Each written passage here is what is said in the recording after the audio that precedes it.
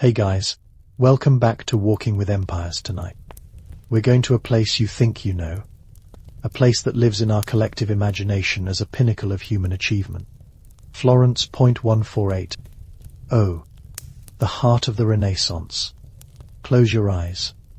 You can almost picture it, can't you? The soaring dome of the Duomo, catching the Tuscan sunlight, cobbled streets, bustling with artists and philosophers, debating Plato.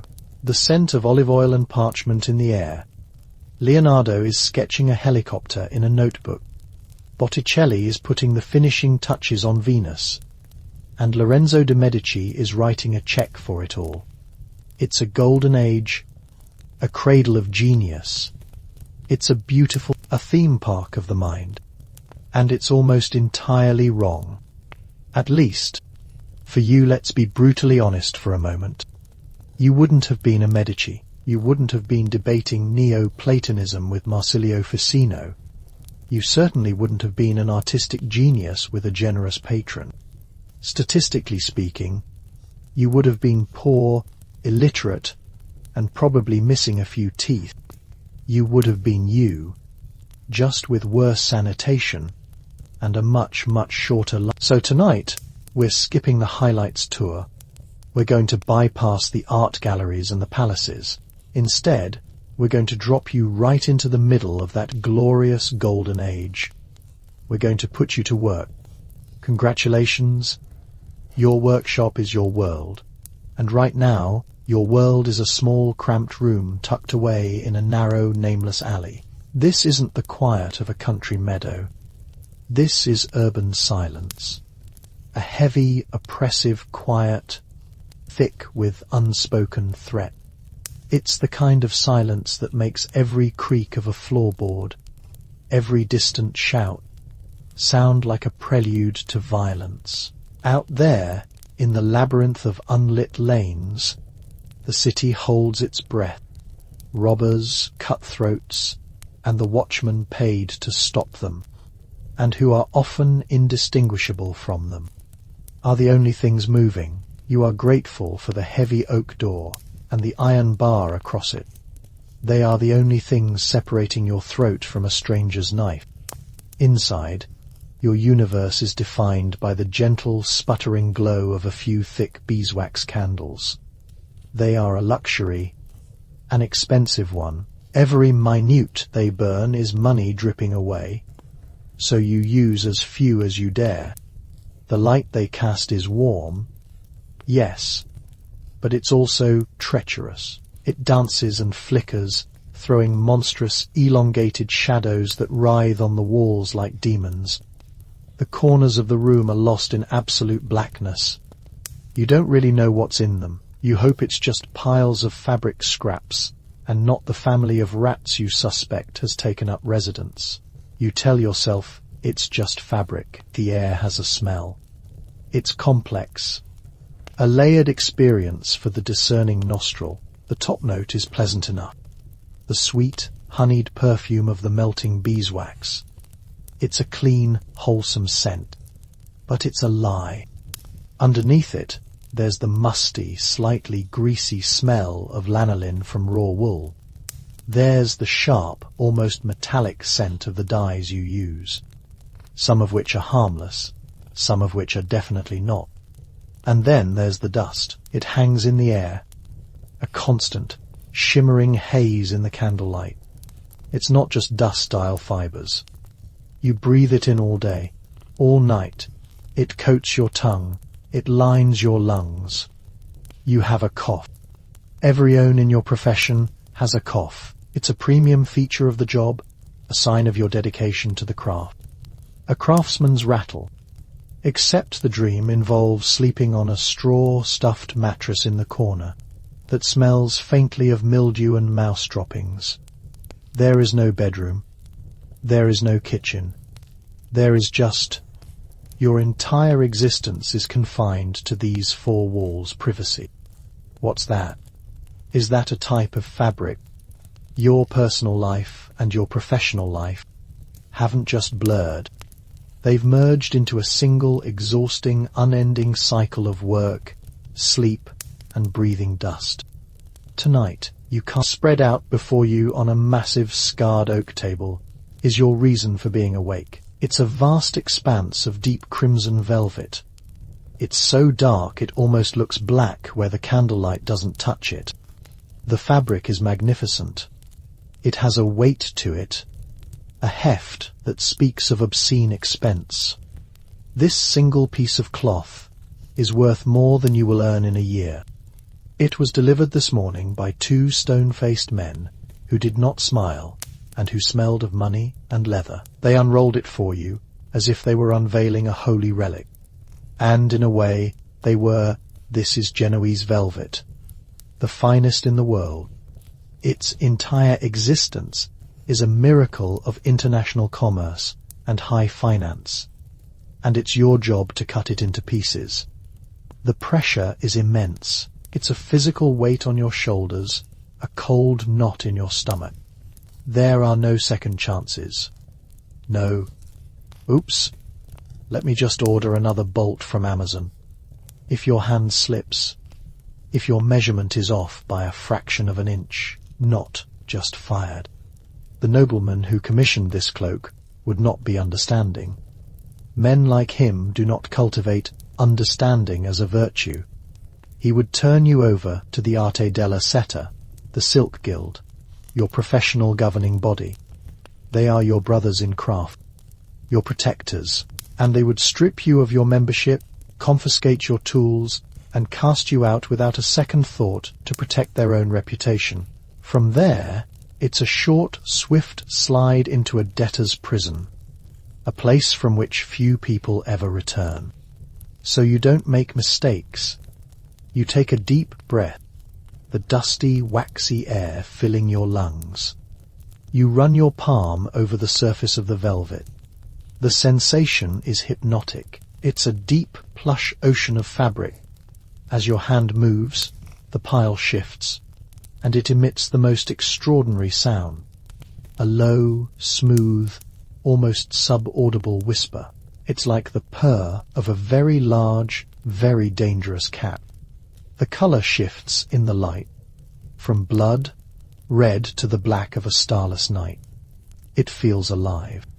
It feels like power. For a moment, in a city governed by strict sumptuary laws that dictate who can wear what, this color, it screams. They are not the nimble, stainless steel scissors you might be picturing. They are a formidable instrument, a foot long, made of heavy, dark iron. They weigh a good 2 or 3 pounds. Just holding them is a workout for your wrist and forearm. They are your most valuable tool, sharpened meticulously on a whetstone until the edges are terrifyingly keen. You keep them oiled to ward off the rust that is constantly trying to claim them in the damp Florentine air. You've already marked your lines. Hours ago, you laid out the paper patterns, another expense, and traced them onto the fabric with a piece of tailor's chalk. The white lines are a stark, pale map of destruction on the crimson field. Now, you must follow that map perfectly. The sound is magnificent. It's a deep, resonant ficcar. Chunk-fei, the heavy iron blades meet, shearing through the thick pile, and the sturdy backing weave with a satisfyingly brutal finality. The sound is followed by a faint, tearing whisper as the severed fibers part. Fish. Fekar. Chunk. Shesh. Asterisk. Fekar. Chunk. Shesterisk. It's a rhythm. You guide the heavy shears slowly, carefully, your eye fixed on the chalk line. After a few minutes, your knuckles are white and your forearm feels like it's on fire. You imagine this is what it feels like to be a torturer, dismembering a victim with slow, methodical precision. It's a strangely cathartic feeling, a destructive sort of stress relief. Every successful cut is a small victory against the looming spectre of failure and destitution. An hour passes. The floor around the table is now littered with precious, useless scraps of crimson. The main body of the cloak, the two front panels, the hood, they lie separated on the table, their raw edges looking vulnerable and messy. The most dangerous part is over. Now comes the tedious part. You clear a space and light another candle, bringing it closer. The work is about to get fine. Your eyes are already burning. They feel dry and gritty, as if someone has thrown a handful of sand in them. You blink hard, trying to clear them. Its eye is a rough, punched hole that will fray the thread if you're not careful. The thread itself is not delicate silk. For the main seams of a heavy cloak like this, you use something stronger, something tougher. You lick the end of the thread, a gesture as old as sewing itself, and poke it at the needle's eye. In the flickering, unreliable light, it's a game of chance, a tiny, insignificant failure, but it feels monumental. You take a breath, bring the needle right up to your nose, and finally the thread goes through. You pull a long tail and knot the end with a practiced flick of your fingers. Your fingertips are a landscape of past injuries. They are calloused, scarred, and pitted with tiny white marks from 1,000 accidental pricks. One of them is red and slightly swollen from a jab you gave yourself yesterday. You hope it doesn't get infected. An infection is not a minor inconvenience. It's a roll of the dice with death. There are no antibiotics. There is only prayer. Folk remedies involving mouldy bread. You lay the edges of two panels together, velvet to velvet, and take the first stitch. The sound is completely different from the cutting. It's a dry, resistant fish-fuff. The needle, pushed by your thimble, protected finger, forces its way through the two thick layers of fabric. It's a sound of friction, of struggle. Zezits, asterisk. It is the final piece of this silent night's symphony. The sputtering candles, the whispering velvet, the crunching shears, and now the rasping thread. It's the soundtrack to your survival. Each stitch is a tiny link in a chain that will, hopefully, pull you through the coming month. Each pull of the thread is an act of defiance against the cold, the dark, and the crushing weight of expectation. Your mind drifts as your hands perform their memorized dance. You think about the man who will wear this cloak. You've never met him, of course. You've only dealt with his household steward. But you know the name. Everyone in Florence knows the name. He's from an old family, one whose wealth is built on wool and banking, a family that could buy and sell your entire street 100 times over. You imagine him sweeping into a room, this crimson cloak billowing behind him, a swath of moving colour in a sea of drab wool and brown linen. He will never think of you. He will never consider the man who sat up all night, with aching back and burning eyes, turning this fabric into a symbol of his power. To him, you are less than a ghost. The cloak might as well have sprung into existence by magic. That's the nature of your relationship. In return, the silence in the alley is broken. And with that sound comes the smell. It slithers into your workshop like a physical entity, seeping through the cracks around your door and your own shuttered window. It's an overpowering wave of filth that bulldozes the gentle scent of beeswax into oblivion. It is the true perfume of Florence, the smell of human waste, rotting vegetable scraps, and stale wine, all mingled together into a single gag, inducing miasma. You clench your jaw and try to breathe through your mouth, but the taste is almost worse than the smell. It's acrid and sour. It coats the back of your throat. This is the city's waste management program. It consists of an open window and a loud shout of Garda. Look out. If the person was feeling considerate, all the filth of 100,000 people drains into the streets, forming stagnant, stinking puddles that you have to navigate every time you leave this room. In the summer, the stench is a physical assault. In the winter, it freezes into treacherous shit. The Arno, the beautiful river that flows through the city, the one painters love to render in their landscapes, is nothing more than a giant, slow-moving open sewer. The tanners dump their chemical waste, and animal hides into it. The butchers their offal, and every household contributes its share of refuse. And people believed, with absolute certainty, that this smell, this miasma, they thought the plague, the sweating sickness, the fevers that carried off their children, were literally carried on these foul winds.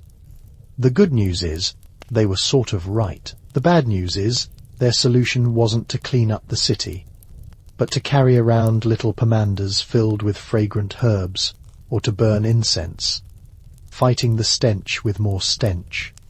Your beeswax candles aren't just for light. They're a tiny flickering act of olfactory warfare against the city outside.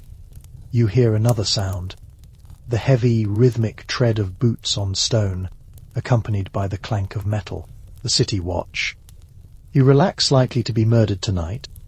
It also means if they find you outside after curfew without a lantern, and a very good reason, you've been hunched over this table for hours, and before that, for years. You are probably not even 30, but your body feels 50.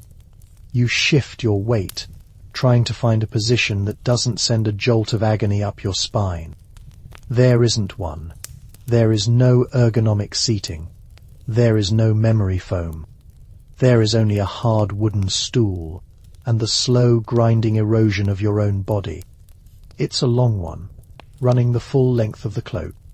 You hold it up. They are nearly invisible from the outside. It's good work.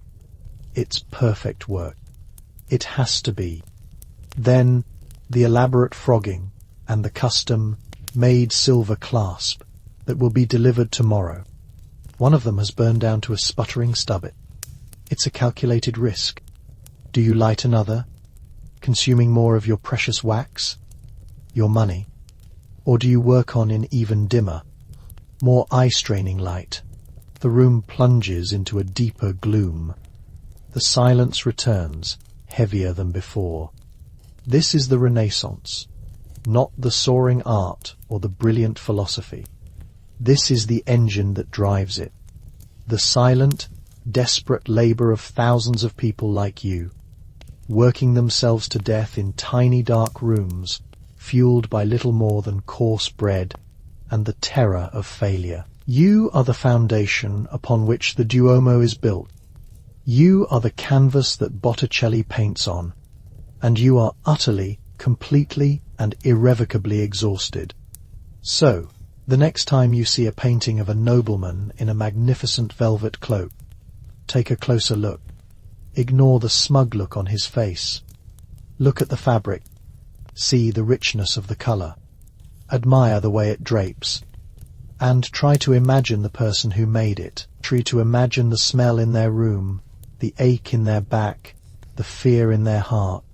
Think about that the next time you complain that your online order is a day late. The good old days were not good. They were just old, and for most people, they were a short, brutal, and profoundly uncomfortable affair. Not the gentle, peaceful quiet of a country evening. This is a city silence.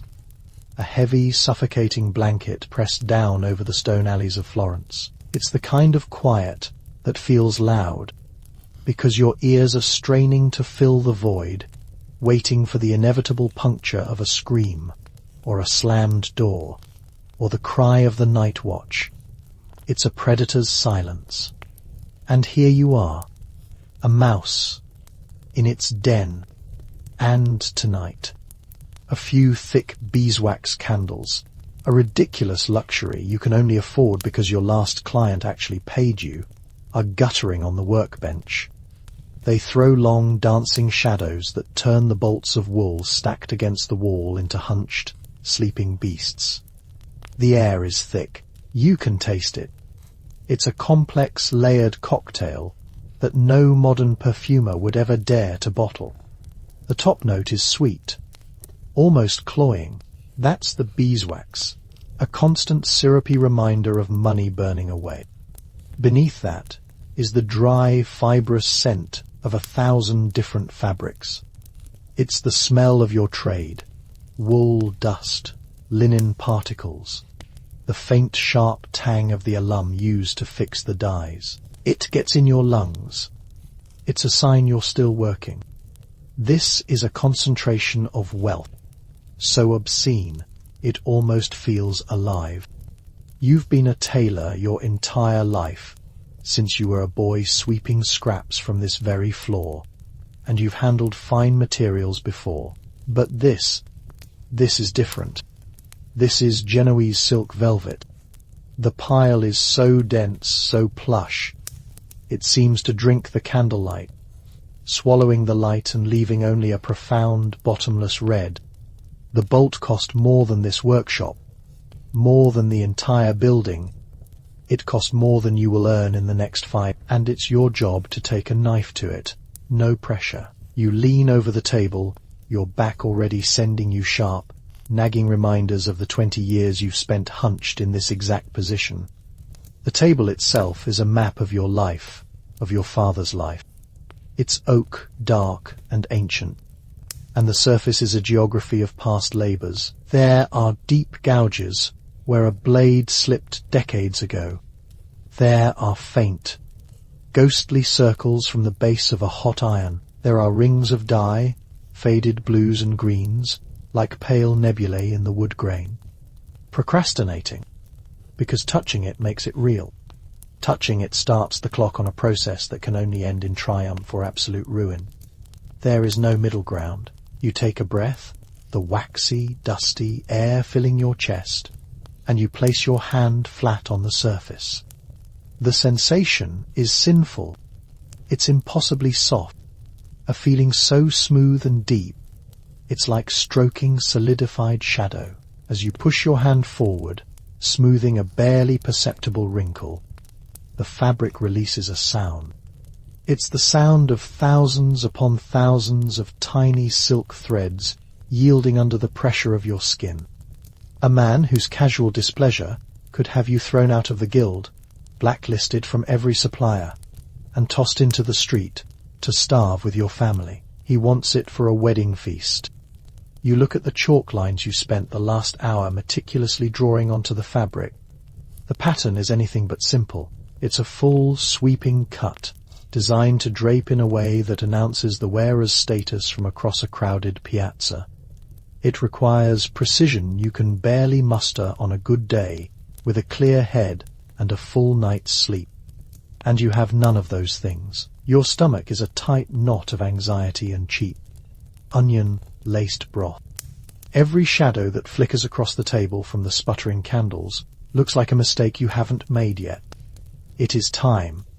You can't put it off any longer. You reach for the shears.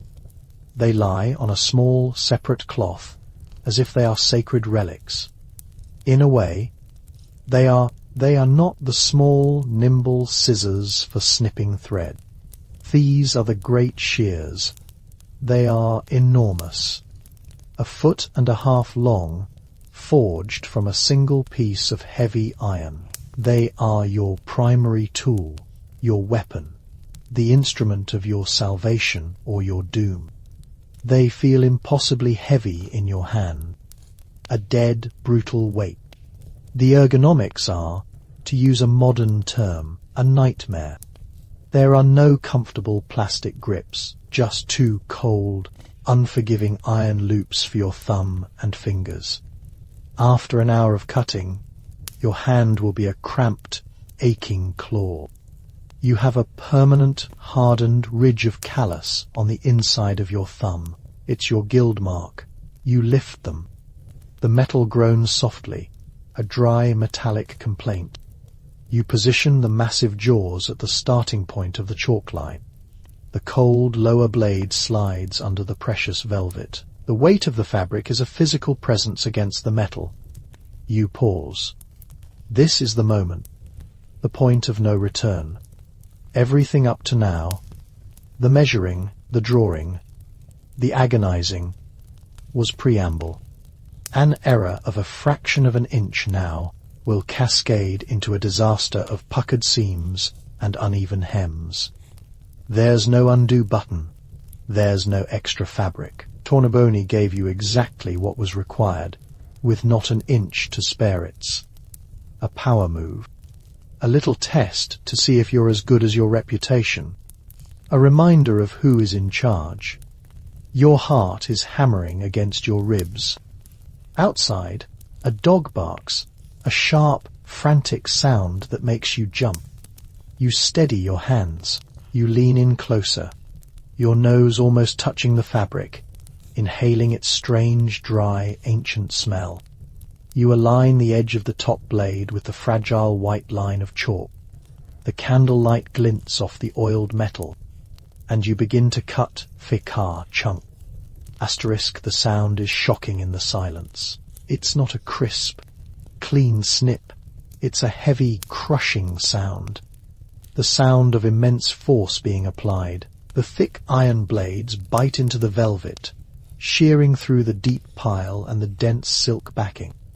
You push the shears forward, opening and closing the jaws in a slow, brutal rhythm. Ficcar, chunk asterisk. Your entire upper body is involved. You're putting your weight into it, driving the blades forward. Your knuckles are white.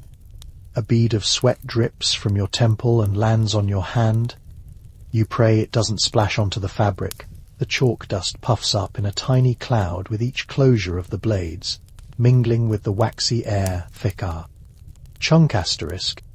There's a strange satisfaction in it. A grim, destructive release. You are taking this object of immense value, this symbol of untouchable wealth, and you are violating it. You are breaking it. Of course, you're breaking it into the shape your master desires. But it is a breaking nonetheless. For this one moment, you have power over it. It's a deeply satisfying, deeply It's the most control you've had all day. A straight line is just about brute force and a steady eye. A curve requires you to pivot the massive shears, to guide their crushing weight with a delicacy they were never designed for. Your wrist screams in protest. The iron loops dig into your flesh. You ignore it. Pain is a constant. It's like the dust in the air. Or maybe it's your youngest, the boy, his feverish cough starting up again. A fresh wave of anxiety washes over you. The doctor's visit cost 3 florins. 3, for him to pinch the boy's skin, look at his tongue, and tell you to pray. This cloak, if you complete it successfully, if Tornabuoni is pleased, if he decides to pay you in a timely manner, a series of IFs so large you could build a cathedral on them, will pay for that doctor's visit. It might even buy a scrawny chicken for a nourishing broth. It might not. The finances of your life are a constant, dizzying tightrope walk. You reach the end of the first long cut. Your arm is trembling with fatigue. You let the shears rest, their tips resting on the table. The velvet now lies in 2 pieces, the main body of the cloak, and a long serpentine scrap. The raw edge of the cut fabric looks brutal, frayed. The deep plush pile has been crushed and severed. You have to do it all over again. The only markers are the candles burning lower. The great shears now lie silent. The velvet is in pieces, a dismembered corpse of its former glorious self, arranged on the table in the rough shape of a cloak. You select a needle from a small, grubby leather pouch. It's not a sleek, perfect, mass-produced thing. It's iron hand forged by the smith. It's slightly crooked, and the eye is a rough punched hole that will take you 5 minutes of squinting and cursing to thread. You take a length of linen thread, not silk. You would never waste silk thread on an inner seam. No one will ever see. This is your thread, coarse, strong, and cheap. You lick the end of the thread to a point and begin the infuriating dance of trying to poke it through the needle's eye. The candlelight is your enemy now. It flickers. It casts shadows. You mutter a prayer, then a curse, under your breath. Finally, with a surge of relief so profound, you pull a long tail and knot the end, the rough texture familiar against your calloused thumb. Now you pick up the first two pieces of velvet. The shoulder seam, you fold the edges, pile against pile, and hold them together with your thumb and forefinger. There are no pins. Pins would leave holes in the velvet, tiny, unforgivable imperfections. You use only your hands, your experience, and a desperate hope for the best. Your pincushion is the muscle at the base of your thumb, which is a roadmap of tiny white scars from a lifetime of accidental stabs. You push the needle into the fabric. The resistance is immediate. This isn't like sewing linen or wool. You're pushing a relatively blunt piece of iron through 2 layers of a dense, woven silk backing, plus the thick, compressed pile. It's like trying to sew through soft leather. You have to push. Hard, the needle groans in protest. Shh! Shasterisk. The sound of the coarse linen thread dragging through the tight weave of the silk is the new rhythm of your night.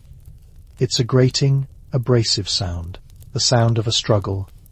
Your mind begins to drift, lulled by the painful, repetitive motion. You think about the first time you saw a man hanged in the Piazza della Signoria. You were a boy. You remember the sound the rope made. You think about the taste of the watered-down wine you had for dinner. You think about the rumor that the Pazzi family, disgraced and destroyed a few years ago, still have agents in the city waiting for a chance at revenge. You wonder if the shouting you heard earlier was just a drunk, or something more. The city, even when silent, is never safe. This little workshop, with its sturdy door and shuttered window, is a fragile sanctuary. Suddenly, a sharp, white-hot pain. You flinch, dropping the fabric. You've stabbed yourself. Of course you have. Your finger, the one holding the seam, has slipped. The needle went straight into the soft pad of your index finger. You bring it to your mouth instinctively, sucking on the wound. You can taste the metallic tang of your own blood, mixed with the dirt and grime of a day's work. Panic, cold and sharp, cuts through the fog of exhaustion. You look at your finger. A bright red bead is welling up from the puncture. You look at the crimson velvet lying on your lap. Won't drop. It turns brown. Sit looks clean. You think it's clean. You've been lucky this time. There is only the deadline and the terrifying, silent judgment of Lorenzo de Tornabuoni. You pick up the needle and thread again. Every stitch is now accompanied by a jolt of pain from your injured finger. Fish.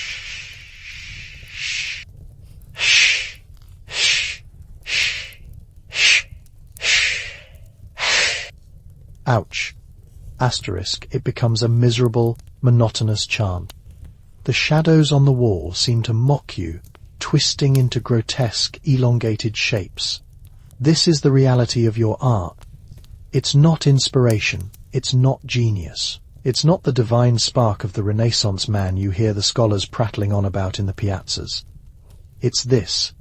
It's pain and fear and exhaustion, in a dusty room with a throbbing finger, fighting to push a crooked needle through an unforgiving piece of fabric. It's the desperate, grinding hope that you will do a good enough job to get paid, so you can buy food and medicine, and do it all over again tomorrow. You look at the half-finished seam, miles to go. The last drunken song has faded. The last brawl has ended with a wet thud and a groan. All that is left is the kind of quiet that feels heavy, the kind of silence that listens back. In your workshop, a few thick beeswax candles are fighting a losing battle against the darkness. They gutter and spit, casting long dancing shadows that make the bolts of cloth stacked against the wall look like sleeping giants. The air, you notice. There is the sweet, almost cloying scent of the expensive wax, a smell of wealth and piety.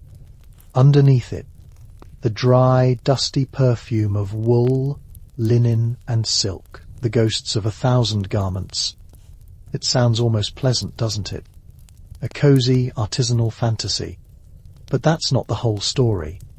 There is the faint, acrid tang of stale sweat, yours clinging to the wool of your tunic. There is the sour ghost of the cheap wine you had with your bread hours ago. And beneath it all, if you breathe in deep, is the ever-present low-tide musk of the city itself. A delicate blend of wood smoke, human waste, and general decay, seeping in through the cracks in the window shutters. This isn't a scented candle from a modern boutique. This is the smell of survival. On the massive oak table before you, a universe of crimson velvet is spread out. It's a magnificent piece of fabric, so dense and dark it seems to drink the candlelight. This velvet, imported from Genoa, at a cost that could feed your family for 2 years, is the centerpiece.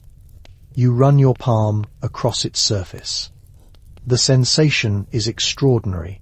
It's like stroking a sleeping panther.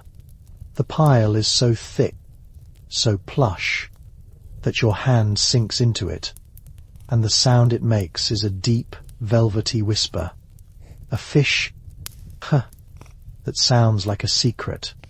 It feels like because one wrong move, one slip of the hand, one errant drop of sweat, and you have not just ruined a piece of cloth, you have signed a contract for your own ruin. The man who commissioned this cloak is not the sort to appreciate the nuances of a workplace accident. His customer service feedback is likely to be delivered by men with cudgels. So you take a breath, a slow, measured intake of that honeyed, dusty, sweaty air. You have to be calm. You have to be a machine. You pick up the shears. These are not your mother's sewing scissors. They are a formidable instrument of iron, heavy and cold in your hand. They weigh about as much as a small cat and have all the ergonomic grace of a cobblestone. The two halves are held together by a thick, hand-forged pin. They are your most important tool, and holding them feels less like an act of creation and more like wielding a weapon. Your wrist, a roadmap of swollen veins and premature aches, protests with a dull throb. This is your professional future, a slow, grinding journey into what we, in our enlightened age, would call repetitive strain injury. You just call it Tuesday. You position the blades over the faint chalk line you drew hours ago, a pale ghost on the sea of red. Your entire world narrows to this single point of contact. The upper blade hovers, catches the candlelight, a sliver of cold steel against the warm fabric. The house is silent. The city is silent. Your own breathing seems to stop. Then you begin to cut fekar chunk. Asterisk, the sound is magnificent. It's not a delicate snip. It's a powerful, percussive crunch as the heavy iron blades shear through the thick pile and the woven backing. The fabric doesn't so much part as it surrenders. With each closure of the blades, a tiny, almost inaudible ripping sound follows. The sound of 1,000 tiny threads giving up their union. Fekar chunk. Asterisk. You move along the line. The weight of the shears is a constant, dragging force, a reminder of the gravity of the task. Your shoulder muscles are screaming in protest, a tight, hot knot of pain just below your neck. You've been hunched over this table for what feels like a lifetime. Asterisk. There's a strange satisfaction in it. You have to admit, a feeling of immense power in a life defined by deference to your betters, by the whims of wealthy patrons and the suffocating rules of your guild. This is your one moment of absolute authority, You are the master of this small velvet universe. You are the one who decides where the line is, where the world is cleaved in two. It's a deeply gratifying feeling, like popping bubble wrap. If the bubble wrap cost a fortune, and could get you kneecapped if you popped it in the wrong place, the cut velvet releases a fresh wave of that dusty, fibrous smell, mixed with the faint, metallic odor of the iron shears. You can feel the fine, red dust, the sheared off bits of pile, settling on the back of your hands. You know that by morning you'll be blowing red dust out of your nose. It gets everywhere. In your hair, in your food, in your lungs. You are literally inhaling your work. A small price to pay for not starving. Finally, the last cut fica chunk. Asterisk. It lies separate from the main bolt, a perfect silhouette of its future self. You set the heavy shears down with a solid feathered fay on the oak table, the sound echoing in the small room. You flex your aching fingers. The knuckles are swollen, the skin on your thumb and forefinger thick with calluses. These are not the delicate hands of an artist. They are the gnarled, abused hands of a labourer. A highly skilled labourer, to be sure, but a labourer nonetheless. The romantic notion of the Renaissance artisan, divinely inspired and effortlessly brilliant. That's a lovely myth. Reality is this: aching joints, ruined eyesight, and the constant, gnawing anxiety of a deadline. Now for the next phase. The needle. You don't use fine silk thread for the main seams. That is a waste of money. The real strength comes from good, honest linen. You pick up a spool. The thread is thick, coarse, and a dull, unassuming beige. It feels like twine. Losing it would be a small catastrophe. Years of leaning into the dim, flickering light of candles and oil lamps, stitching black thread on black wool for hours on end, have taken their toll. The world beyond your arm's length is starting to soften, to lose its crisp edges. You are 35 years old. The Guild doesn't offer a vision plan. After a few fumbling attempts that send a jolt of frustration through your exhausted body, the thread is through. The sound is completely different from the shears. It is a quiet, insistent, intimate sound. A fish-feff, the sound of the thick needle and the coarse linen thread being dragged through the incredibly dense weave of the velvet. It's a sound of resistance. The fabric does not want to be pierced. It fights back. You have to push the needle through with your thimble. Capped, then you pull the thread tight, and the seam puckers for a moment before you smooth it flat. Fish-feff, another stitch. Your movements are economical, practiced, honed by tens of thousands of hours of repetition. There is no wasted motion. Your body knows this dance. Push, pull, tighten. The rhythm is as ingrained as your own heartbeat. Fish. The heavy crunch of the shears is the overture. This long, patient stitching is the main theme, a quiet, repetitive motif that will carry on for hours, for days. It's not a beautiful sound. It's a sound of friction, of labour. It's the sound of something being forced into shape. You think about the man who will wear this. He'll stand in some grand frescoed hall, the candlelight glinting off the rich crimson pile of the cloak. They will talk about the quality of the velvet, the richness of the colour. They might even compliment the cut, the way it drapes over his shoulders. What they won't hear is this sound, the fish-fee of the thread, the quiet groans of your own body, the frantic thumping of your heart when you thought you saw a watermark on the fabric. They see the finished product, the effortless magic of it. They don't see the sweat, the anxiety, the slow destruction of the person who made it. You are the ghost in this machine, the invisible engine of another man's magnificence. A sudden, sharp pain. You've pricked your finger again. The needle, slipping for a fraction of a second, has buried its tip deep in the fleshy pad of your index finger. A perfect, ruby, red drop of blood wells up instantly. Panic, cold, electric. It's the ultimate nightmare. You scan the seam, your heart hammering against your ribs like a trapped bird. The candlelight seems to dim, the shadows deepen. You can't see anything, but that doesn't mean it isn't there. A tiny speck of your common blood on this impossibly expensive, aristocratic garment. It feels like a form of desecration. The good news is, the blood is your own. The bad news is, your blood is a sackable offence. You'll have to wait for the morning, for the clear, unforgiving light of day, to inspect the seam properly. For the rest of the night, a new layer of anxiety will settle over you. You wrap a small scrap of linen around your finger to stop any further accidents. The tiny bandage is clumsy. It will make the work slower, more awkward. But the risk of another drop of blood is too great.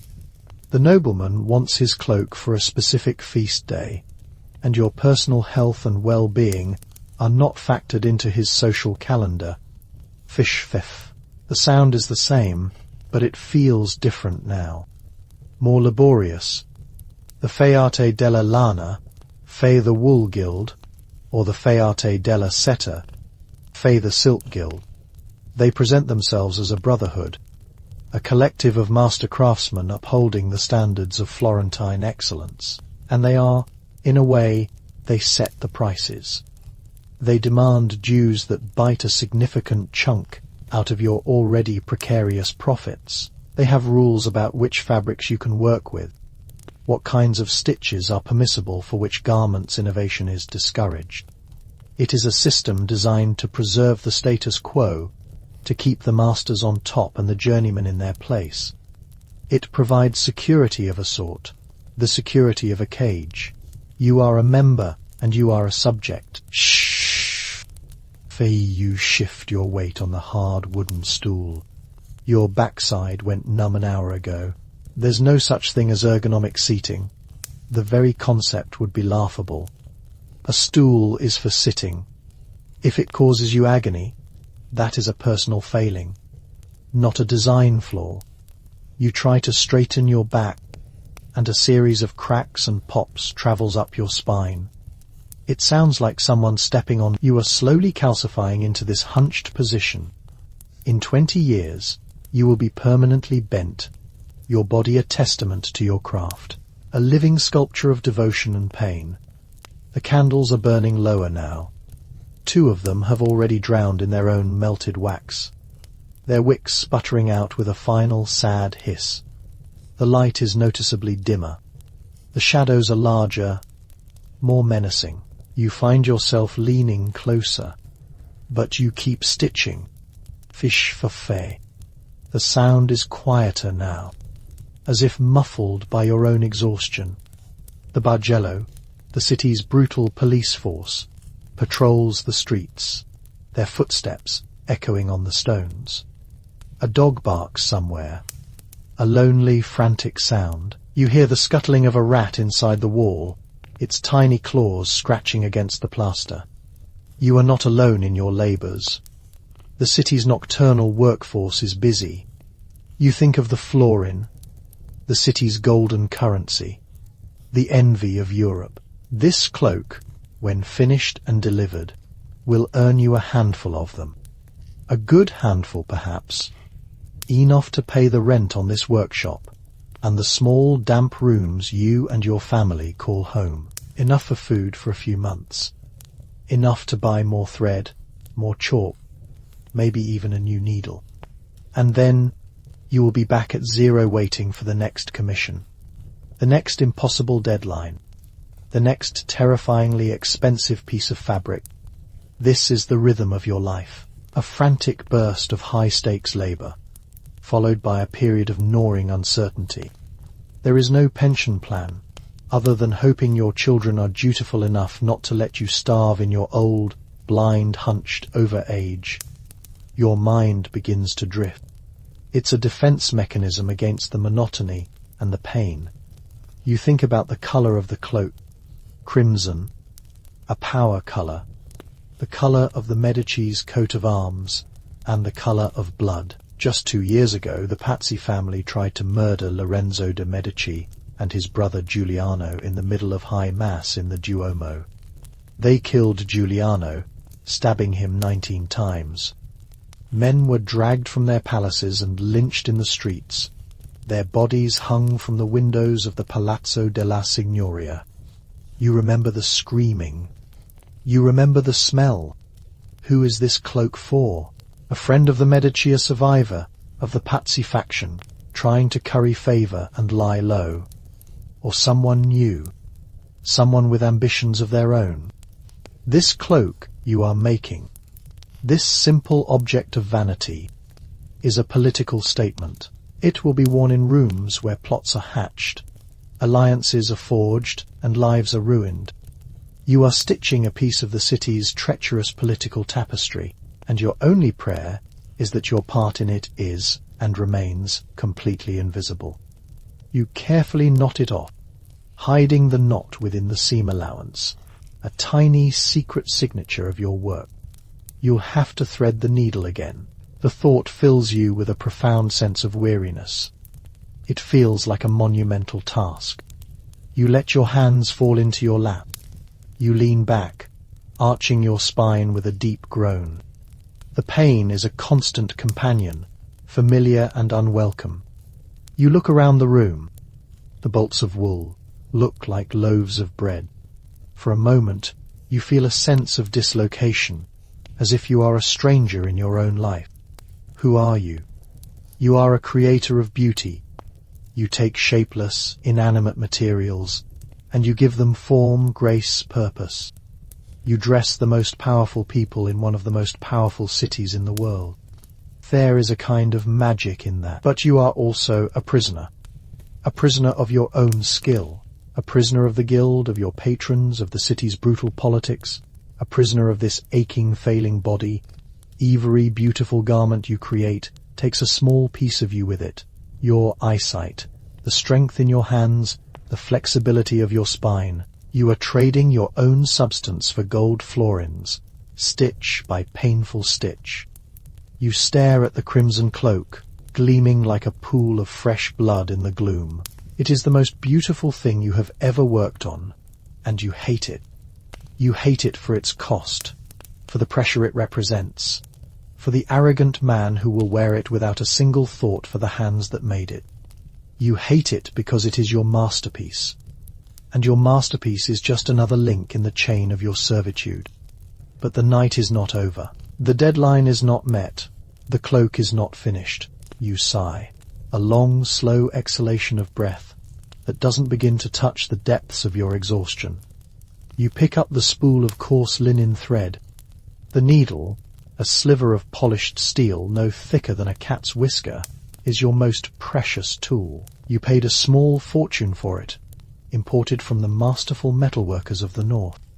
You keep it in a dedicated felt pouch, nestled beside its coarser, clumsier cousins of bronze and bone. To lose, it would be a catastrophe, not just an inconvenience, a genuine, stomach-lurching, career-ending catastrophe. A modern person might call it anxiety. Its journey to your needle was, like everything else in this world, an epic of filth and labour.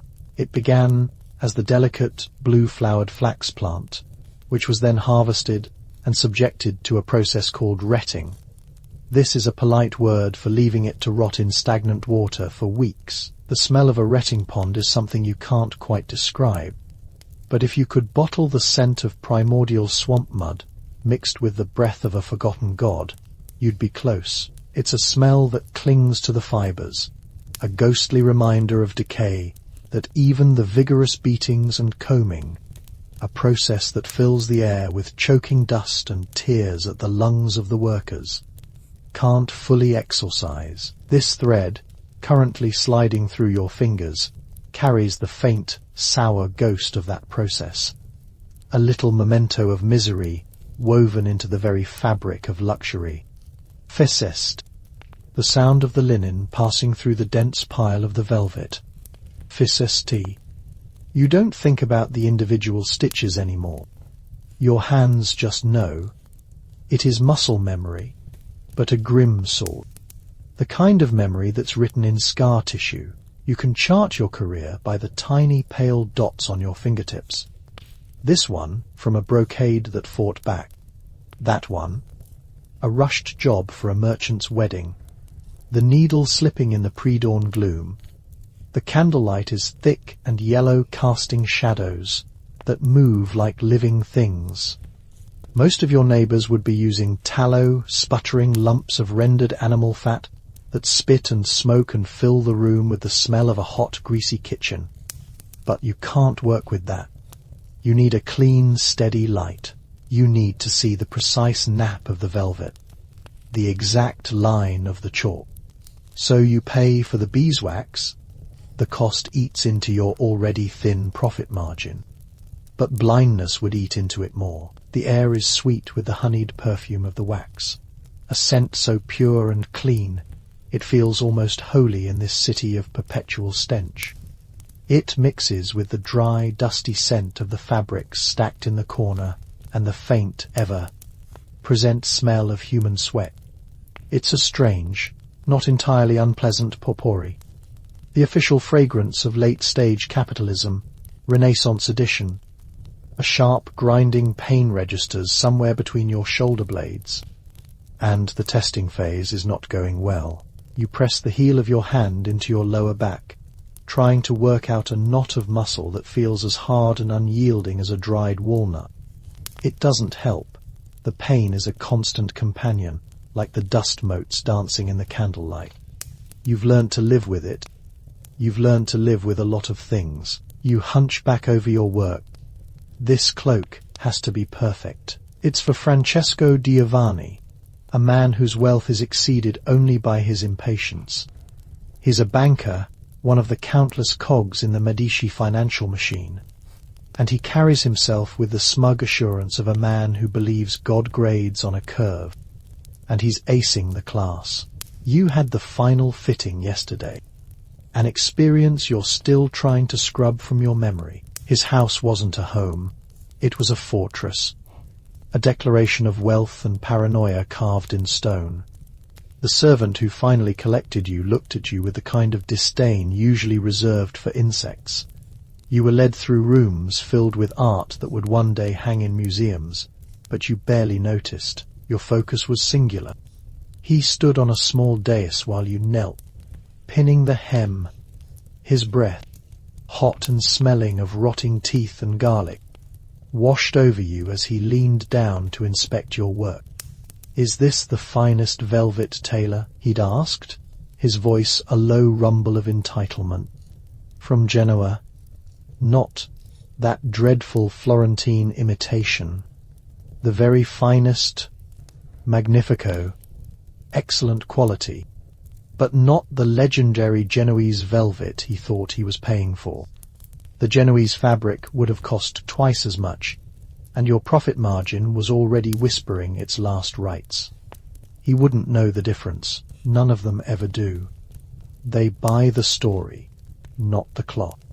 He'd grunted, a sound of provisional satisfaction. Then he'd shifted his weight, and his shoe had come down squarely on your hand. Not a stomp, just a casual, thoughtless place. You'd bitten back a yelp, your eyes watering. He didn't notice. Or if he did, he didn't care. You were part of the flaw, a tool. You don't apologize to a hammer when you miss the nail and hit your thumb. You just curse and swing again. He continued to talk about the drape of the shoulder, the length of the collar, while your knuckles screamed in protest under the weight of his leather-clad foot. When he finally moved, a purplish stain on the skin, a souvenir from your brief encounter with the banking industry. Your genius, your skill, your aching back and pricked fingers.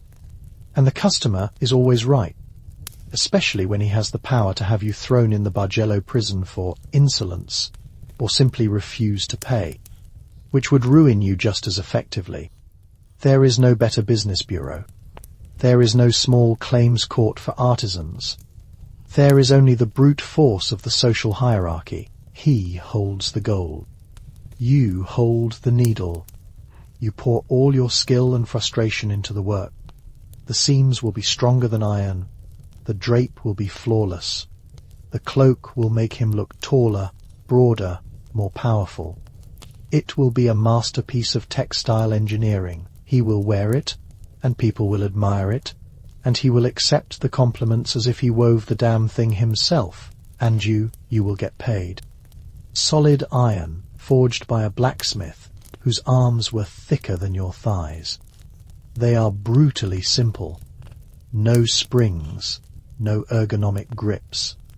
Just two blades sharpened to a razor's edge, held together by a single massive rivet. The act of closing them requires a deliberate, conscious effort from your entire hand.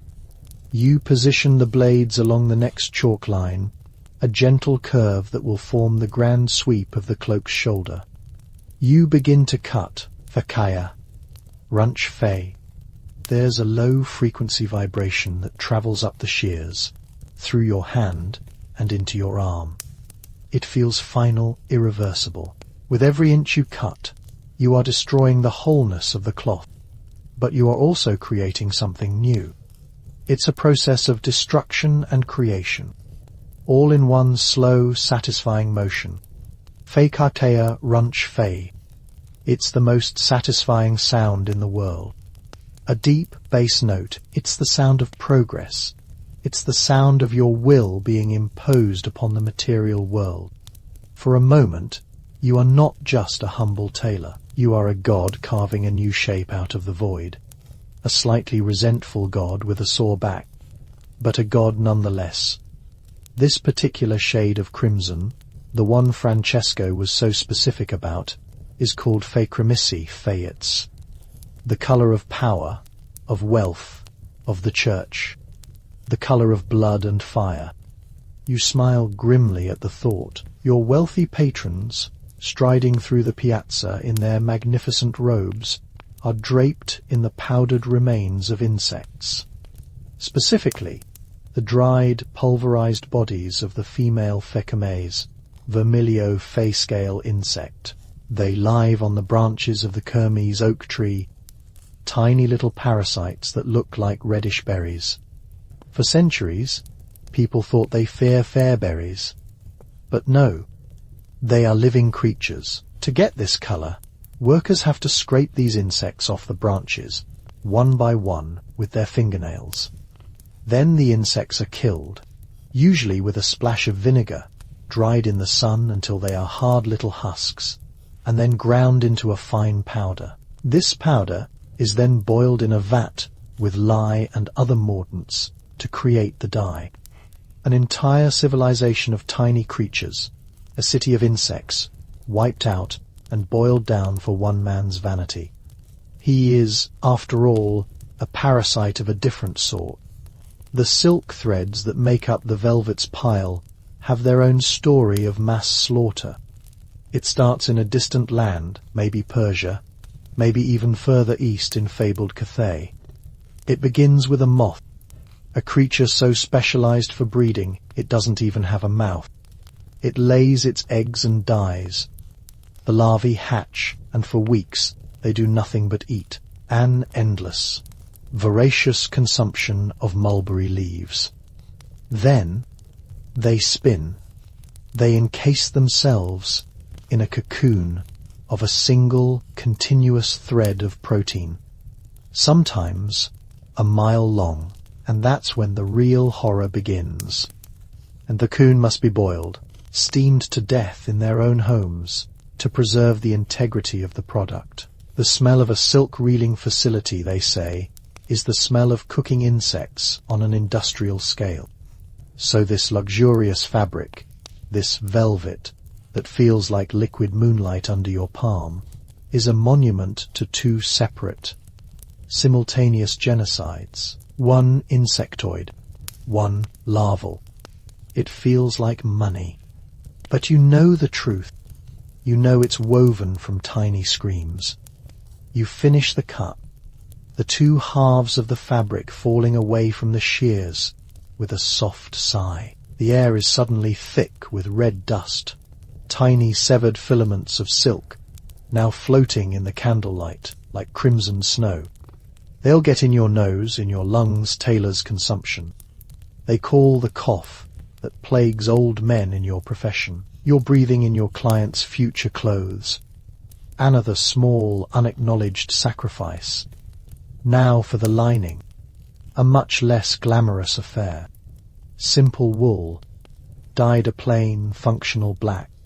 Still expensive, but nothing like the velvet.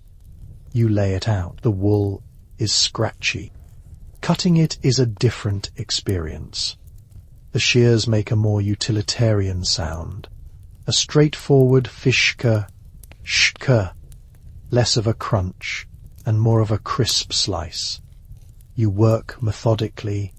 Your world shrunk to the dimensions of the oak table.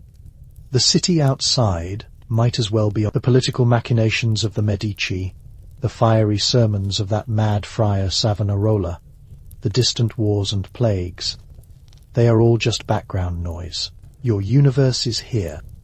It's followed by a string of slurred curses, then the sound of liquid splashing against the stone wall of your workshop. Someone is relieving himself against your building again.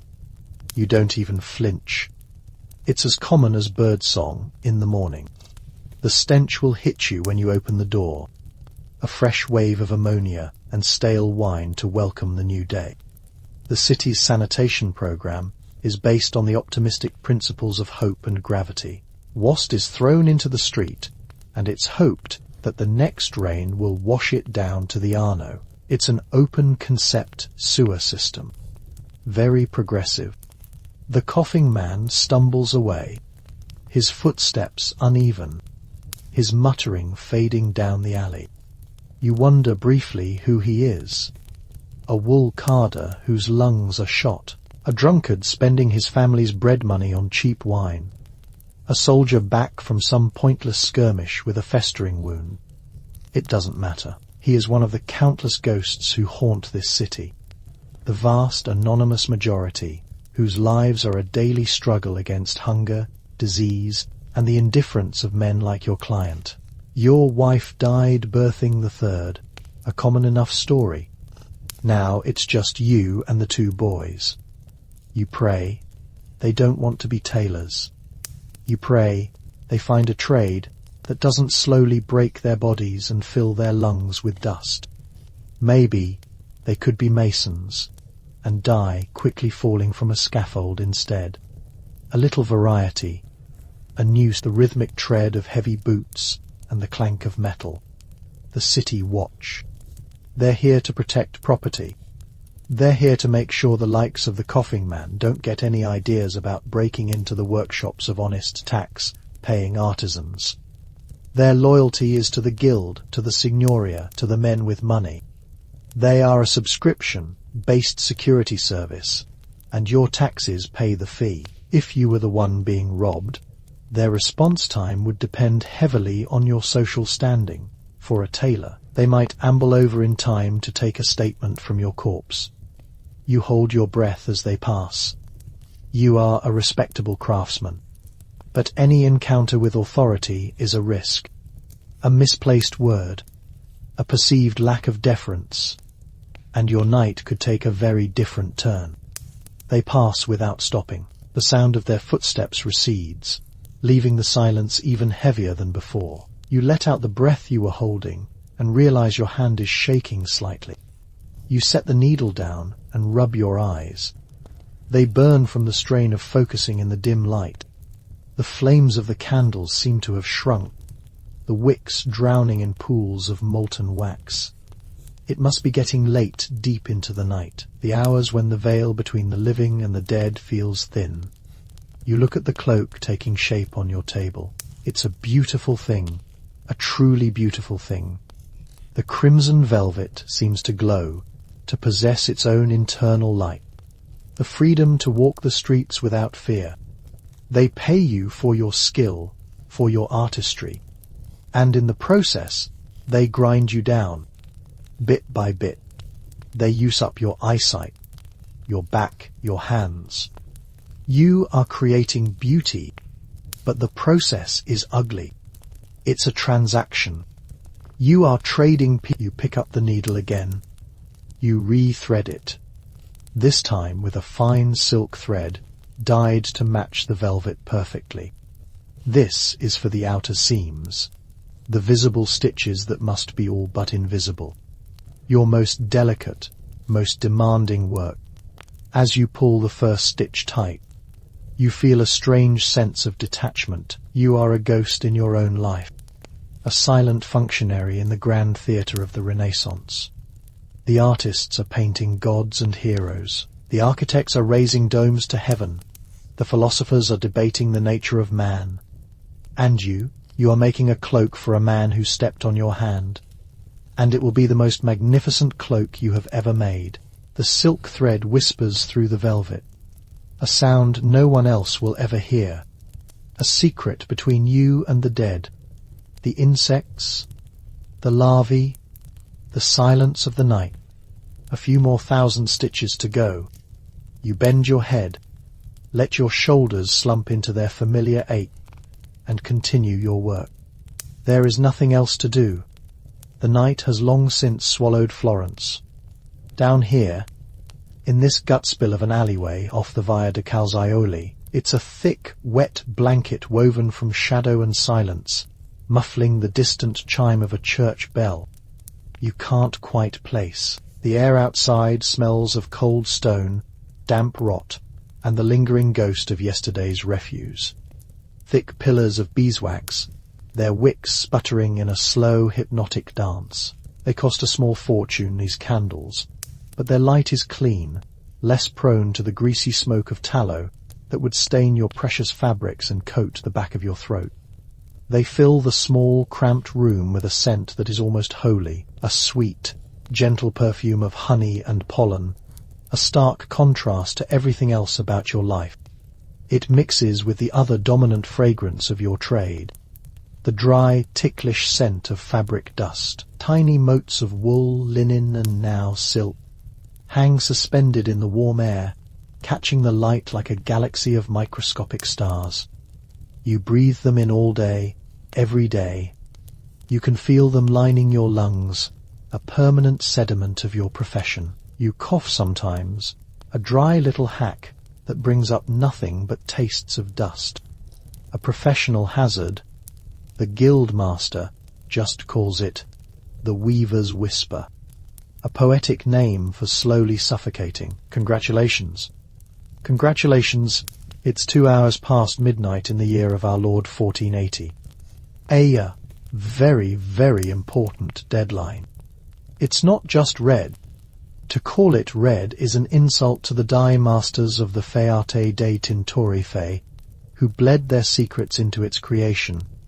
This is the colour of arterial blood, of clotted wine, of a cardinal's fury. It's a red that seems to drink the candlelight, swallowing the golden glow and reflecting back a darkness that is somehow richer than the shadows around it. This is Genoese velvet, the best in the world, and it costs more per square foot than the hovel you call home costs you in a year.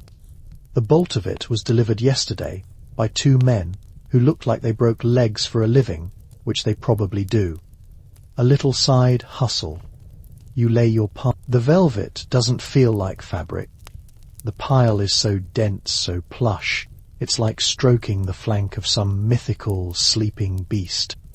As your hand moves, it emits a sound, a low, luxurious fé-shush fé, a whisper of pure, decadent friction. It's the sound of money, it's the sound of something you will never, ever get to wear. Your job is merely to tame it, to butcher it into a shape that will adorn the shoulders of a man who wouldn't be able to pick you out of a line. Up of 2. The client is a Medici banker. He wants this cloak for a feast in 2 days. He forgot to commission it earlier. His forgetfulness has now become your all-consuming reality. This isn't a request, it's an unspoken threat. The world of Renaissance Florence runs on patronage, which is a lovely word for a system of dependence, where your next meal is contingent on the whims of a rich man who thinks of you as less a person and more a tool. Your customer service rating is measured in your continued ability to breathe. So you work, you smooth the fabric one last time, your fingers tracing the faint, ghostly lines of chalk you spent an hour measuring and drawing. Every line has been measured 3 times. Because with material this expensive, you don't get a second chance. One slip, one miscalculation, and you've destroyed a sum of money that could feed your family for a winter. A mistake like that wouldn't just cost you the commission, it would cost you your reputation. And in Florence, a craftsman's reputation is the only currency he truly owns. These are a tool of brutal industry. They are enormous, 1.5 feet long, forged from a single piece of heavy black iron. The handles are simple, unadorned loops, cold and unforgiving against the calluses of your palm and thumb. They weigh at least 5 pounds. Lifting them is an act of deliberate effort. There is nothing ergonomic about their design. The concept of ergonomics has not been invented yet. The prevailing design philosophy is, make it out of iron and hope it doesn't break. You feel the familiar ache begin in your wrist, the ghost of a pain that will be a raging fire by morning. You open the jaws of the shears, a motion that strains the muscles in your forearm. The 2 blades sit agape, a black metal mouth ready to devour the priceless red. You take a breath, hold it, and begin to close your hand. Fish. Asterisk. The sound is incredible. It's not a simple snip. It's a deep, resonant. The heavy iron blades meet with immense, focused pressure, and the thousands of tiny, upright silk fibers of the velvet pile are severed in a single, catastrophic moment. It's a sound of controlled violence, a clean, destructive and deeply, deeply satisfying sound. Fish-neng. Asterisk. You move the shears forward, following the line with the intense focus of a surgeon. It's a 2-part sound. The heavy, metallic fey-clack, fey of the blades themselves, meeting at the end of their journey, followed by the softer, tearing whisper of the severed cloth. A slow, deliberate percussion in the quiet room. Fey-clack. Shush-clack. Shush asterisk. It's the sound of deconstruction, the sound of a fortune being carefully dismantled. You feel a strange sense of power in this moment. You are destroying a paradox that sits at the heart of your craft. For a man who spends his life bowing and scraping to the wealthy, this act of precise, authorized destruction is a small, private pleasure. You are the one in control. Your hand, your eye, your judgment. In this moment, the muscles in your back, already tight from leaning over the table for hours, are screaming in protest. The candlelight, as steady as it is, seems to waver and swim, making the chalk line blur for a second. You blink hard, your eyes gritty and sore. You've been subsisting on stale bread, a few olives, and wine so thin, it's basically sour purple water. You finish the first long cut. The main body of the cloak now a separate, liberated shape from the rest of the bolt. You lay the heavy shears down on the table with a solid thump. The silence that rushes back in feels louder than the cutting was. You run a finger along the edge you've just created. The pile is sheared off flat, a tiny fuzzy cliff edge. You haven't ruined your client. Now comes the part that requires less brute force and more soul-crushing patience. They will be used for smaller details, perhaps for lining a purse, or they will be sold by the ounce. Nothing is wasted, not when the cost is so high. poorer craftsmen make do with bronze or even bone, which are thicker, blunter, and more likely to snag the delicate weave. It's a testament to a career spent forcing metal through fabric and the thread. The client specified silk thread for the main seams to match the velvet. This is where you claw back a sliver of your profit margin. This is the secret language of craftsmanship, a public-facing perfection built on a private foundation of thrift. You unspool a length of the linen thread. For a moment, the needle is a blur, a silver streak against the flame. How many more years can you do this? How long until your eyes betray you completely, until you can no longer thread a needle in the dead of night? That is the tailor's nightmare. It's a luxury you can't afford right now. After 3 fumbling attempts, you make a knot at the end, a thick, clumsy bundle of fibre. It doesn't glide. You have to push, your leather-clad thumb pressing hard on the end of the needle. A sound of friction and abrasion. The coarse linen thread dragging its way through the tight channel. Your needle just created. It sounds like a tiny file being drawn through silk. It's the sound of something that doesn't belong. It sets your teeth on edge. FISSSP. Asterisk another stitch. You push the needle in. It resists. You force it. Asterisk. This is your soundtrack for the next several hours. The pop of the needle, the hiss of the thread, and the frantic, silent screaming of the muscles between your shoulder blades. Each stitch is a tiny battle. Each inch of seam, a small, hard-won victory. You find a rhythm. Push, pop, pull. Hiss, your mind goes numb. This is the meditative state of the artisan. A place beyond thought, beyond exhaustion, where the body just performs the task it has been Your hands move with an economy born of endless repetition. The small of your back is a knot of agony. Your neck feels like it's been locked in a vice. You shift your weight on the hard wooden stool, trying to find a position that doesn't feel like a torture device. There isn't one. The concept of a padded, adjustable office chair with lumbar support is about 400 years in your future. You make do with a plank of wood. A floorboard creaks in the room above. Your wife turning in her sleep, or perhaps your son coughing. You hope it's not the cough again. He'd prescribed a poultice of goose fat and nightshade, and charged you a fee that could have bought a month's worth of bread. The poultice did nothing. The fever remains.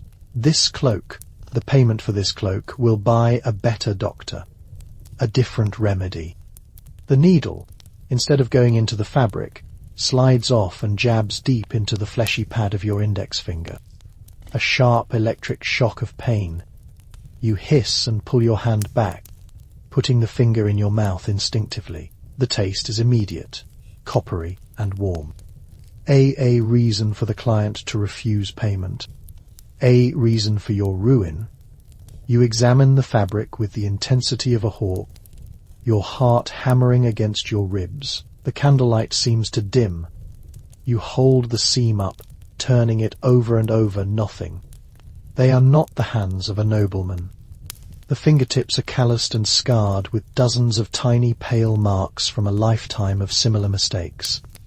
The nails are short, the skin around them cracked. There is a permanent line of grime etched into the creases of your knuckles that no amount of scrubbing with harsh lye soap can ever fully remove. These hands are your livelihood. They are your tools. And they are slowly, stitch by stitch. Wearing out, the candles have burned down by another inch. Wax has pooled at their base and begun to drip down the sides, hardening into pale, lumpy waterfalls. The sweet smell of honey is thicker now, almost cloying. You need to keep going.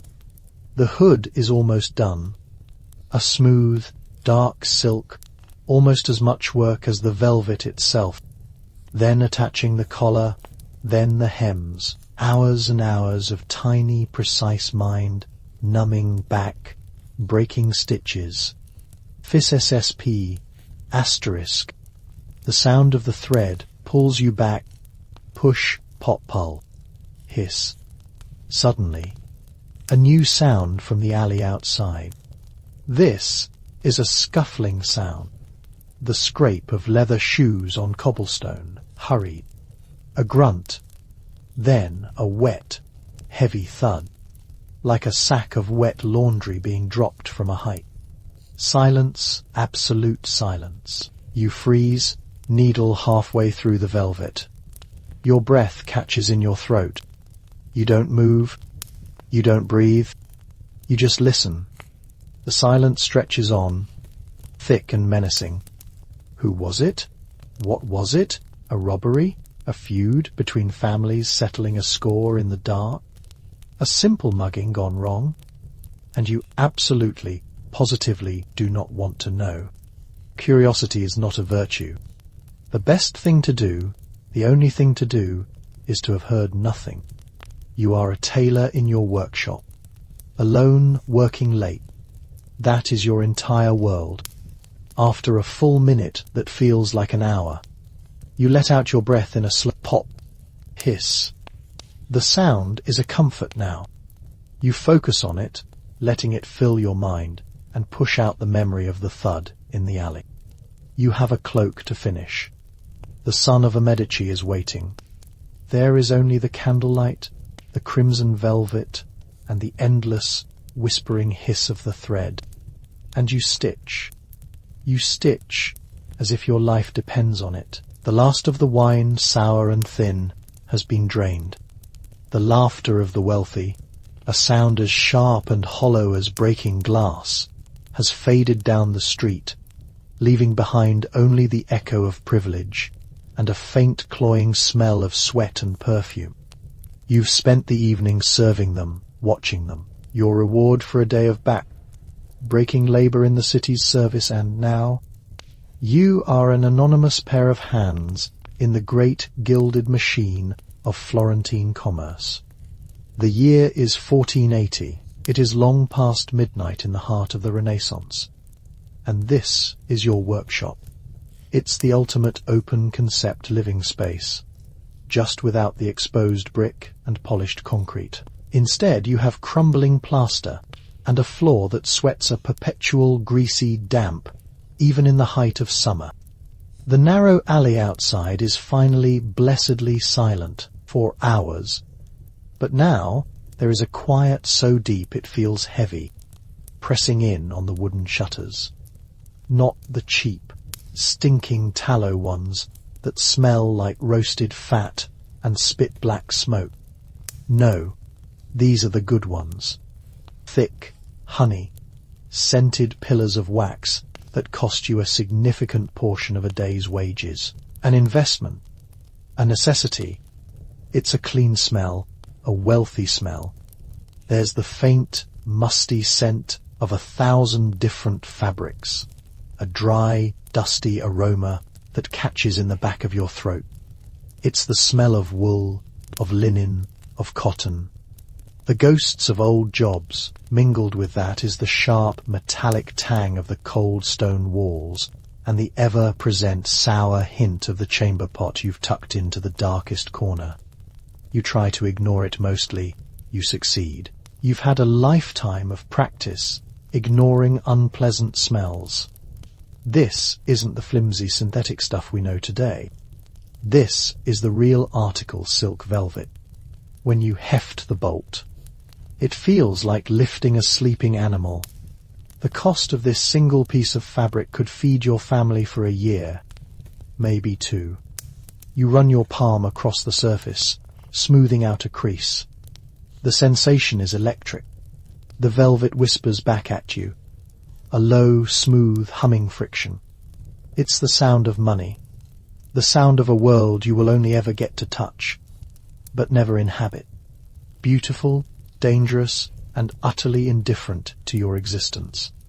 A series of clean, white lines stark against the dark backing. These are not for embroidery. These are tools of brutal, industrial purpose. They are enormous, forged from a single piece of heavy black iron. They weigh as much as a small brick, and the handles are two simple, unadorned loops. No ergonomic comfort grip, no spring, loaded assistance. Using them is a physical act of will. Your wrist and forearm already ache in anticipation. The lower blade slides under the heavy fabric, the upper one looming over it like a guillotine. You open the handles wide, a stretch that pulls at the tendons in your hand. You take a breath, hold it, and squeeze. Fakera. First, the heavy iron blades meeting. A solid, metallic faith-thunk faith that you feel in your teeth, followed immediately by the soft, tearing sigh of a million silk threads being severed at once. It's a sound of controlled destruction, a sound of irreversible commitment. There is no undo button. There is no control phase. One slip, and your master will, in turn, transform you into a collection of bruises and broken bones. Asterisk, you slide the shears forward, keeping the lower blade perfectly flat against the table. Fakera. Unch asterisk. A rhythm begins to form. The heavy bite of the shears, the soft death of the fabric. The air fills with a new smell, the faint, sharp scent of cut silk, and the dust of the pile, now liberated, hangs in the candlelight like a reddish fog. You'll be tasting velvet for days.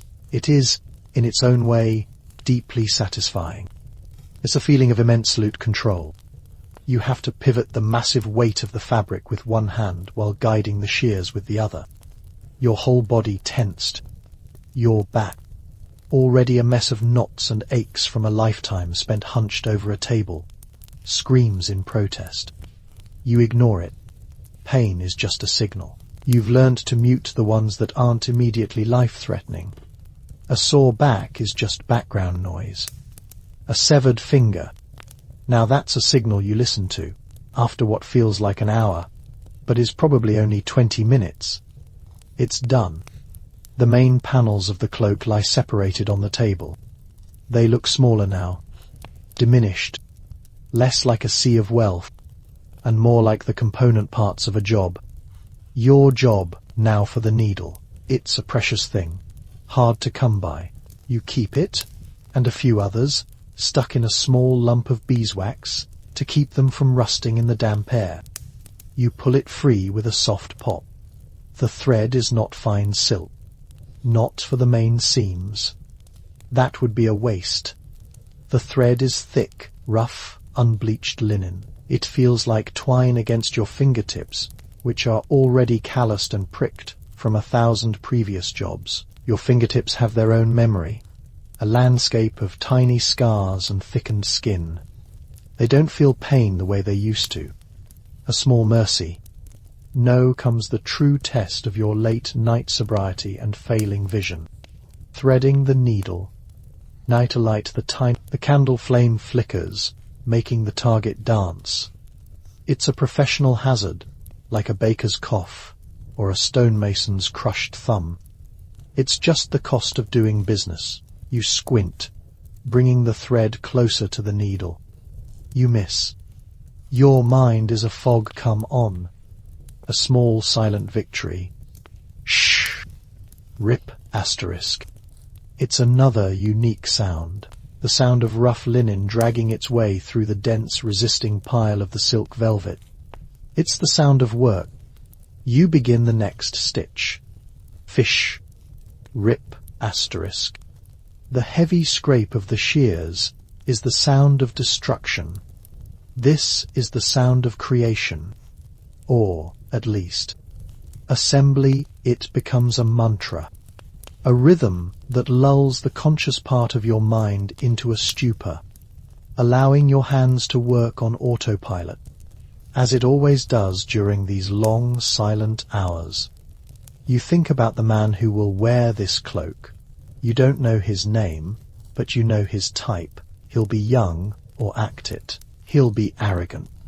He will wear this masterpiece of your craft to a party. or to swagger through the Piazza della Signoria. He will get drunk and spill wine on it. He might get into a fight and get blood on it. He will never once, not for a single second, think about the person who sat in a damp, cold room, going blind by candlelight to stitch it together. To him, this cloak simply appeared. It was willed into existence. You are a ghost, a function, not a person. The good news is, his patronage keeps you from starving. The bad news is, it's a constant, visceral reminder of the unbridgeable gulf between his life and yours. He worries about political rivals and the quality of his Orvieto wine. You worry about a bad harvest driving up the price of bread. You worry about your youngest child's cough. You worry about the city guard who are little more than uniformed thugs, deciding you look at them the wrong way. Privacy. What's that? The concept hasn't been invented yet. Your neighbors know everything. They know what you eat because they can smell it. They know when you're sick because they can hear you vomiting. They know when you fight with your spouse. The walls are thin. Secrets are a luxury, like sugar or glass windows. You take a sip of your water, which has been cut with a splash of the cheapest red wine. Asterisk, the candle sputters. A river of hot wax runs down its side and solidifies into a pale, lumpy waterfall. The flame dips, and the shadows in the room leap and writhe. For a moment, the piles of discarded fabric scraps in the corner look like a huddled beast. The silence from the alley presses in again, heavier this time. Is this the Renaissance everyone talks about? This feeling, this bone, this quiet desperation, punctuated by the whisper of a needle. Where is the beauty? Where is the humanism? Oh, it's out there. You walk past it every day.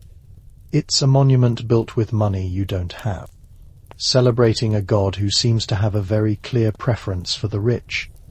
The art, you see it in the churches. You see the raw emotional power of a Donatello sculpture. You might, if you're lucky, catch a glimpse of a Botticelli painting being moved from a workshop to a palace, a flash of impossible colour and grace. It's beautiful, but it feels like it's for other people. It depicts a world of serene Madonnas and well-fed saints. It doesn't depict the grit under your fingernails, or the ache in your lower back, or the gnawing fear of your child's fever. That's not art. That's just life. You finish a seam. You knot the thread, bite it off with your teeth. The linen is tough, and you feel a slight chip on your incisor. And you pause. You look at your hands in the candlelight. They are not the hands of an artist. They are the hands of a worker. The knuckles are swollen, the fingers stained with dye and pricked with 1,000 tiny wounds. There's a smear of chalk dust near your thumb. This is your reality. Not frescoes and poetry, but this, the slow, methodical, painful assembly of luxury for someone else. You pick up the next 2 pieces of velvet, so you push the needle through the resisting fabric once more. Fish, rip, asterisk, the sound is lonely. It's the only thing that proves you're still here, still working, still alive in the crushing silence of the Florentine night. And as you stitch, you dream. You dream of a full night's sleep. You dream of a meal that doesn't consist of coarse bread and onion broth. You dream of your children growing up without the constant shadow of disease and hunger. You dream of a world where one mistake with a pair of shears doesn't mean destitution. It's a modest dream, and in 1480s Florence, it is an impossible one. The Renaissance was not built by dreamers. The tired, the hungry, the anonymous, one stitch at a time. Fish, rip, asterisk, the first hint of grey light begins to seep through the cracks in the shutters. A new day is coming for you. It will be exactly the same as the last. And feel the chair you're sitting on. You're probably warm, you're probably comfortable. You probably haven't given a single thought today to the possibility of dying from an infected splinter. That's what this is all about. Not to romanticize the past, but to arm you with a profound and abiding gratitude for the present. We look back at the Renaissance, and we see the art, the philosophy, the explosion of human genius. We imagine ourselves as Leonardo, or Michelangelo, or Lorenzo de Medici. We never imagine ourselves as the guy stitching Lorenzo's cloak in a cold, dark room. The nameless tailor, the forgotten mason, the exhausted laundress, the 99%. Their lives were not romantic. They were, by our standards, an unrelenting sequence of discomfort, pain, and fear. They were short, they were brutal, and the consolations were few and far between. So the next time you feel the urge to complain about your Wi-Fi speed or the traffic or the fact that your favorite coffee shop is out of oat milk, just take a second. Take a deep breath. Smell that. It's nothing. It's the glorious, beautiful smell of a world without open sewers. And in that quiet moment of appreciation, remember that everything you have, every comfort you take for granted, is built upon the foundation of a history that was, for most people, simply awful. Be glad you're a tourist and not a resident. History is a fascinating place to visit, but you wouldn't want to live there.